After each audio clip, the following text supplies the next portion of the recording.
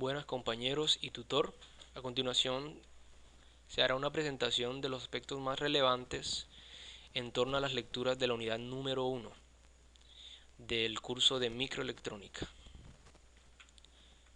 Este grupo está constituido por Jesús Bracamonte, Eiber Flores, Said Saud, Rubén Díaz y Devier López, quien les habla. Somos el número 15, el grupo número 15. A manera de resumen, los avances en torno a la electrónica han permitido llegar a tecnologías nunca antes sospechadas, que han permitido el avance global de la sociedad en cuanto a todos los conocimientos, todas las disciplinas. En términos generales, en el momento en que se crea la microelectrónica, con todo un pasado del mundo de la electrónica, la microelectrónica, en ese momento se inicia un proceso acelerado del desarrollo de las innovaciones que han hecho que su aplicabilidad se pueda dar en todos los campos del conocimiento. De allí la importancia de la microelectrónica. A manera de historia, las primeras observaciones relacionadas con el fenómeno eléctrico son del tiempo de la Grecia antigua. Tales de Mileto, Demócrito, Aristóteles, Platón, ellos sí consideraban que existía una parte más fundamental que la materia y era el átomo. Pero más adelante vemos que también existían, además del átomo, algo más fundamental, que eran en ese caso electrones, protones y neutrones. Así que no es hasta el siglo XIX cuando se desarrollan algunas teorías que explican satisfactoriamente parte de esos fenómenos. En 1893, Maxwell reunió las investigaciones en el campo de electricidad y magnetismo para publicar las reglas matemáticas que rigen las interacciones electromagnéticas. La electrónica probablemente no se inicia hasta que Lorentz postuló en 1895 la existencia de cargas discretas denominadas electrones.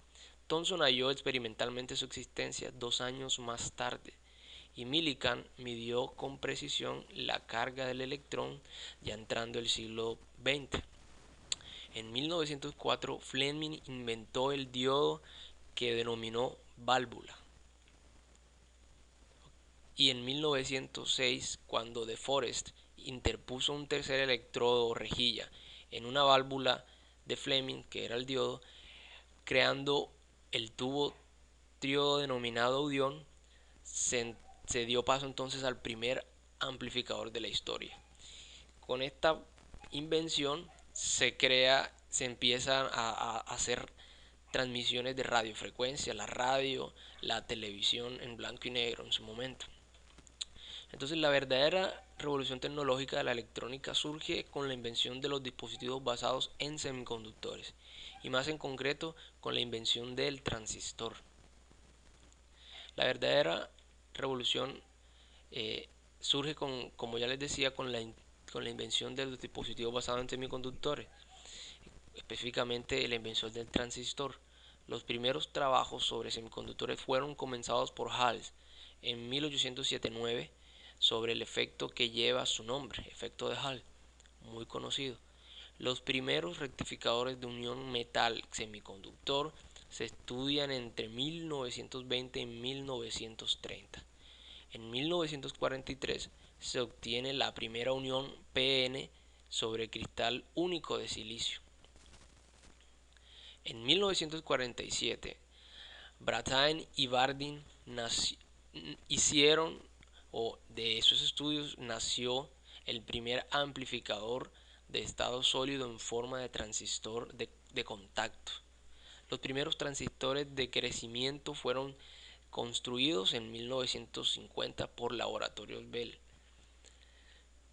En 1958, Kilby desarrolló los primeros semiconductores monolíticos, es decir, construir un circuito completo en germanio o silicio. El primer circuito integrado fue un oscilador por rotación de fase que se construyó empleando como material base el germanio, y sobre él se formaban resistencias, condensadores, transistores, utilizando cables de oro para unir estos componentes. El primer transistor de difusión moderno fue creado por Ornei de Fairchild, una empresa, en 1958, empleando técnicas fotolitográficas y utilizando los procesos de difusión antes desarrollados por Noyce y Moore. En 1962, Hofstein y Heyman emplearon la nueva tecnología MOS o MOS para fabricar un circuito integrado con más de 1000 elementos activos. El nuevo dispositivo MOS presentaba diversas ventajas sobre los transistores bipolares antes mencionados y sentaba la base para el desarrollo de la alta escala de integración.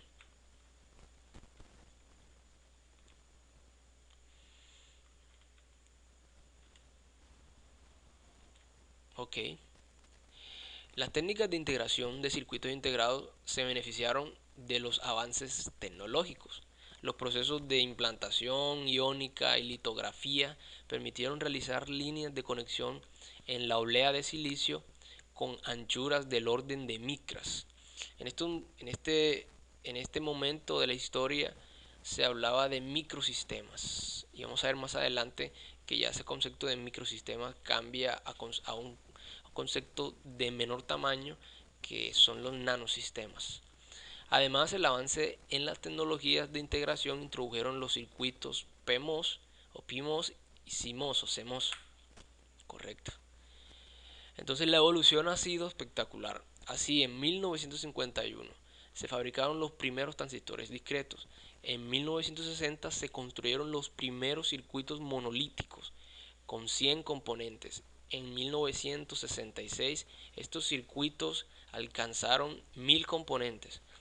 En 1969 se llegó a 10.000 componentes y actualmente se están fabricando circuitos integrados con varios millones de transistores. En 1968 los laboratorios de Fairchild presentan el popular amplificador operacional compensado internamente. Otros circuitos analógicos de esta misma época son los comparadores, los reguladores de tensión, los PLL monolíticos, los convertidores análogos digital y viceversa, entre otros. La revolución microelectrónica introdujo también una nueva industria, la computación, aunque paralelamente, mientras crecía la microelectrónica, también crecía la computación. Esta industria, la de la computación, se vio fuertemente impulsada cuando se dieron estos avances en la microelectrónica. Esta industria surgió por la gran expansión que se produce en el campo de la electrónica digital, cuya base son componentes discretos hechos microelectrónicamente.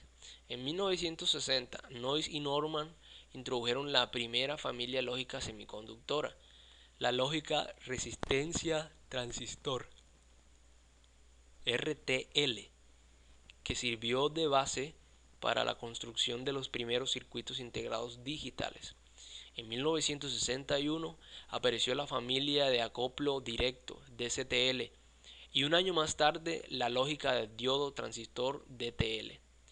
En 1964, Texas Instruments presenta la lógica transistor, la conocida famosamente TTL, y la serie de circuitos integrados digitales 54 y de la serie 74 que aún usamos, que han permanecido activos hasta hace poco y aún se siguen usando en laboratorios. Motorola en 1962 introduce la lógica de emisores acoplados de alta velocidad y en el 68 con esta misma lógica logra tiempos de retraso del orden de los nanosegundos. Ya empiezan entonces a caracterizarse los sistemas constructivos de la microelectrónica, de los microdispositivos, del orden de los nanosistemas. La electrónica digital tiene su máxima expansión con las familias lógicas basadas en el transistor MOS, debido a que su proceso de fabricación es más sencillo, permite mayor escala de integración, eso es decir, meter mayor número de componentes en el mismo espacio y los consumos de potencia son más reducidos. El proceso de miniaturización en tecnología MOS se encuentra por debajo de una micra, aproximándose rápidamente a su límite físico. Esto ha permitido que se puedan realizar circuitos integrados que incorporan millones de dispositivos. El más significativo avance de la electrónica digital es la introducción en el 71 del microprocesador, debido a la necesidad de producir un circuito estándar de propósito general y gran flexibilidad que sirviera para las calculadoras y fuera apto también para otras muchas aplicaciones. El precursor de los microprocesadores fue Intel. El proceso de miniaturización de CMOS se encuentra por debajo de una micra, como ya lo mencionamos. En el 71 Intel introdujo en el mercado el microprocesador de 4 bits, conocido como el modelo 4004. Era una CPU completa monolítica con 45 instrucciones en tecnología PMOS con 2300 o con 2300, transistores.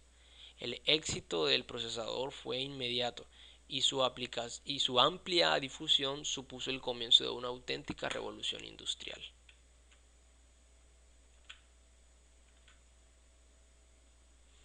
La evolución de los microprocesadores es actualmente muy rápida, con creciente implantación en los procesos de automatización industrial, robótica, instrumentación inteligente y en los elementos de la sociedad de consumo como automóviles y electrodomésticos. Vamos a hablar un poco acerca del proceso de fabricación bajo la tecnología CMOS. La integración CMOS consiste en formar zonas semiconductoras N y P, las obleas básicas, y la zona de óxido de puerta con polisilicio encima de ella, e interconectar los diversos transistores entre sí y con la fuente de alimentación. Todas estas conexiones mediante líneas metálicas de aluminio suelen ser.